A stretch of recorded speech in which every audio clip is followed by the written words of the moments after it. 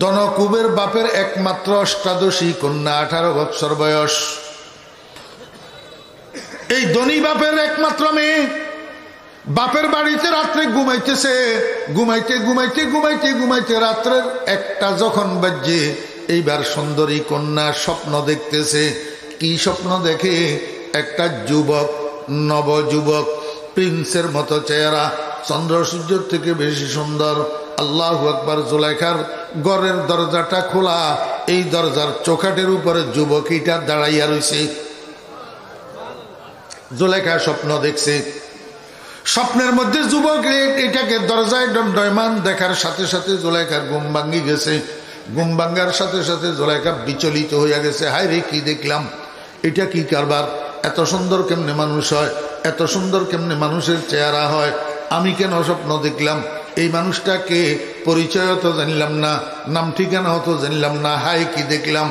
এইবার এই সকালবেলায় ঘুম থেকে উঠার পর, ঘুম থেকে কি বাকি রাত তো আর ঘুম যাইতে পারে নাই, চটপট চটপট করে কাটাইছে সকাল থেকে।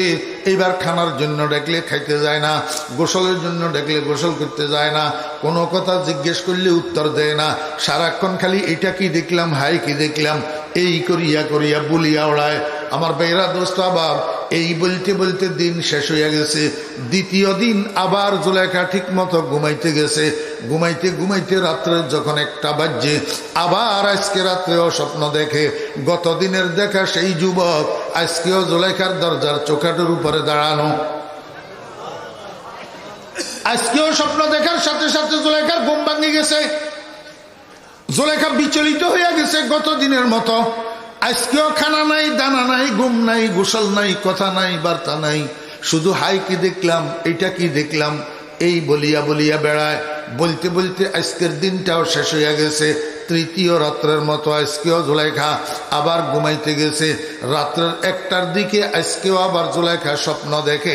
গত 2 দিনের দেখা সেই যুবকটা আজকেও জুলেখার দরজার চৌকাঠের উপরে দাঁড়ানো। আজকে কিন্তু জুলেখা আর ভুল করে না। আজকে স্বপ্নের মধ্যেই জুলেখা যুবকীটাকে প্রশ্ন করি বসছে, দিলম্বর দিওয়ানা মে খোদে না গুফতি, নিশানে আজ মকামে খোদে না গুফতি, নমিদানম কে নামত আজ কে পুরসম, ও নমিদানম কে নামত আজ কে পুরসম, কুজায় আবম মকামত আজ কে পুরসম, अगर शाही तुरा आखिर चेनामास वगर माही तुरा मंजिल कुदामास बैक ऐशवा मुरा बर्बाद कर दी हजारा खार बर बिस्तर नेहादी। ओ बंधु के तुमी 3 রাত একটানা আমাকে স্বপ্ন যুগে দেখা দাও। স্বপ্ন যুগে দেখা দিয়া আমার মনের শান্তিটা তো তুমি কেড়ে নাও। সকাল যখন হয় তোমার দেখা তো আর পাই না, কিন্তু আমার কাছে তো আর ঘুম ভালো লাগে না, খাওয়া ভালো লাগে না, গোসল ভালো লাগে না, কারোর সাথে কথাবার্তা বলতে ভালো লাগে না। তুমি এক স্বপ্নে দেখা দিয়া আমার জীবনটাকে ব্যতিক্রম করিয়া দিলা। ও বন্ধু, নাম ঠিকানাটা একটু বলে যাও না, যেন তালাশ করলে ঘুম থেকে উঠি তোমারে পাই। ও বন্ধু, তুমি যদি আকাশের চাঁদ হও তাহলেও তো তোমার একটা ঠিকানা আছে। তুমি যদি হাফতে ইকলিমের বাদশাহ হও তাহলেও তো তোমার একটা পরিচয় আছে, নাম ঠিকানা আছে। নাম ঠিকানাটা একটু আমাকে বলে যাও না। এই যে স্বপ্নের মধ্যে একবার দেখা দিলা, তোমার এই এক চোখের চাহনি আমার বিছানার মধ্যে এখন কাঁটা বিছাইয়া দিছে। আমি তো এখন বিছানায় আর শুইতে পারি না।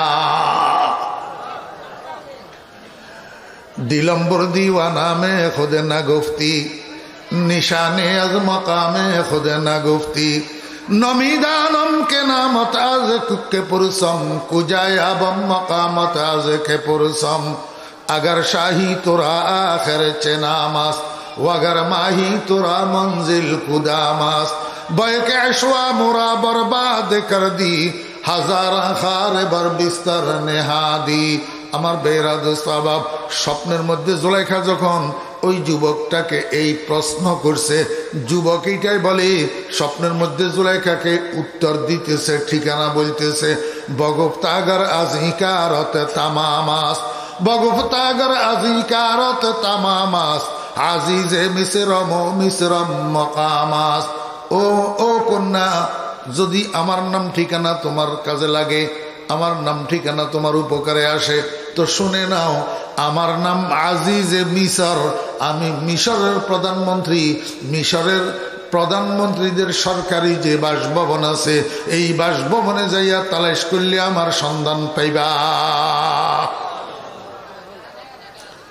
বগফতাগার আজিকারতে তামামাস আজিজে মিসরম মিসরম মাকামাস। আমার ভাইয়েরা, বন্ধুরা, হযরতে ইউসুফ আলাইহিস সালাম স্বপ্নের মধ্যে জুলাইখাকে পরিচয় দিতেছেন, আমি আজিজে মিশর, মিশরের প্রধানমন্ত্রী।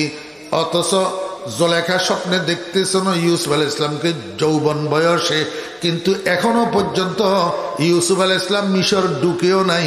এখনো পর্যন্ত ইউসুফ আলাইহিস সালাম কেনানের কুফের তলায় বসি বসি জিবরাইল আলাইহিস সালামের সাথে খুশ গল্প করে। এখনো ইউসুফের বয়স 7 বৎসর, এখনো ইউসুফ যৌবনেও পদার্পণ করে নাই। কিন্তু মিশরের প্রধানমন্ত্রীর বউ জুলাইখা স্বপ্নে দেখে ইউসুফ আলাইহিস সালামকে যৌবন বয়সে, আবার মিশরের প্রধানমন্ত্রী পরিচয়ে। ওরে প্রেম খেলা, এশকের মামেলা কেউ তো বুঝে না।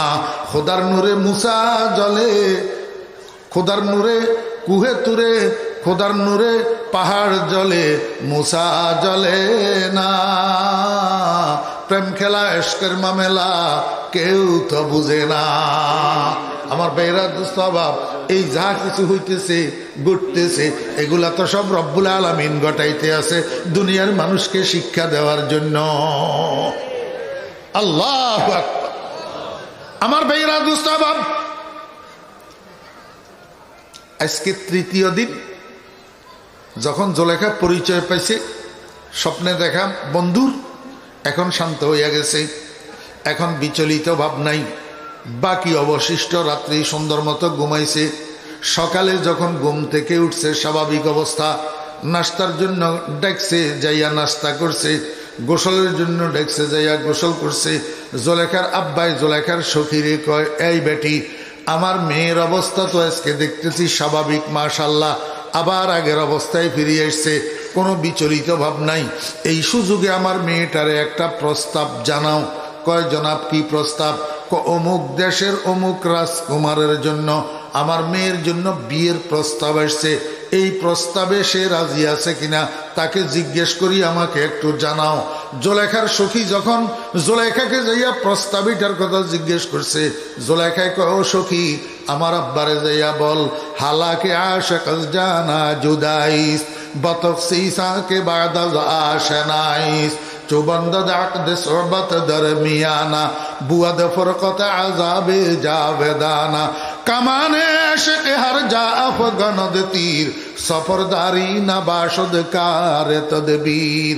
ও সখী, আমার আব্বারে যাইয়া বল, দুনিয়াতে আমি যদি কাউকে বিয়ে করি, আমি যদি কাউকে জীবন সঙ্গী বানাই, তো সেই মানুষটার নাম হবে আজিজে মিশর, সেই মানুষটা মিশরের প্রধানমন্ত্রী হবে। এই মিশরের প্রধানমন্ত্রীকে আমি অন্তরের চেয়ে বেশি ভালোবাসি।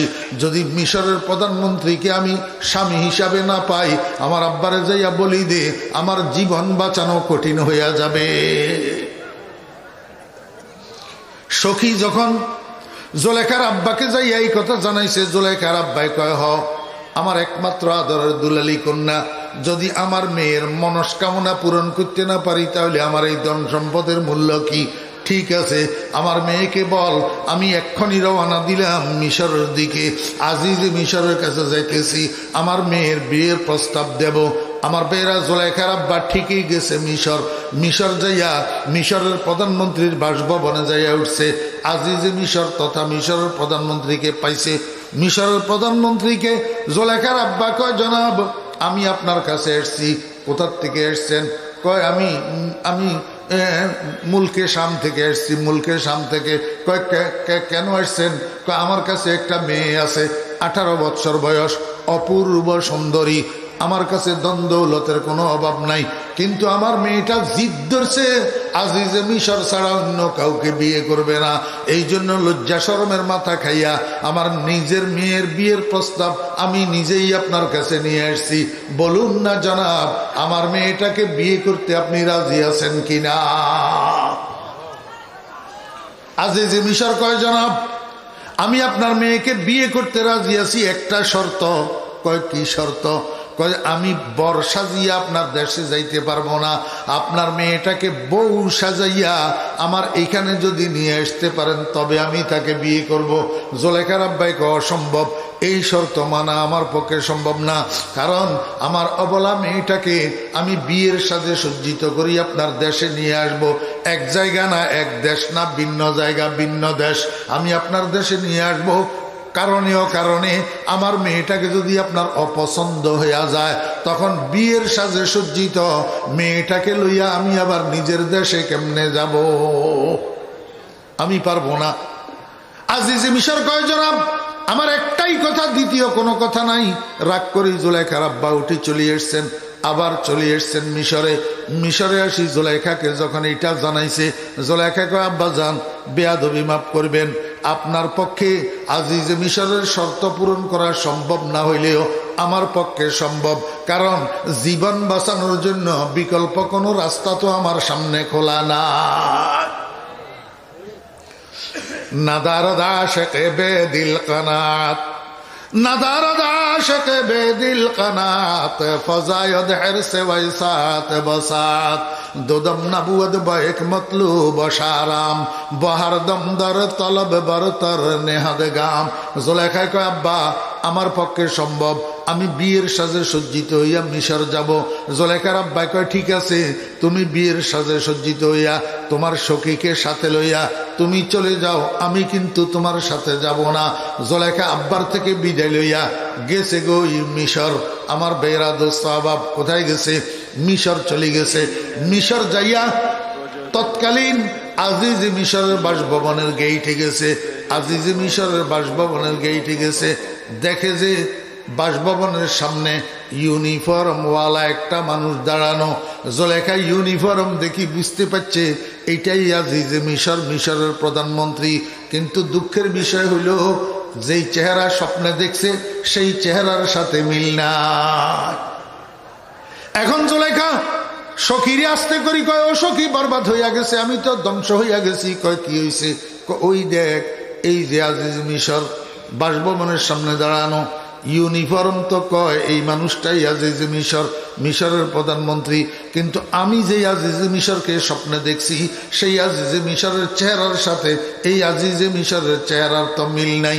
আমার ভাইরা আগেই তো বললাম মিল থাকবে কোথার থেকে?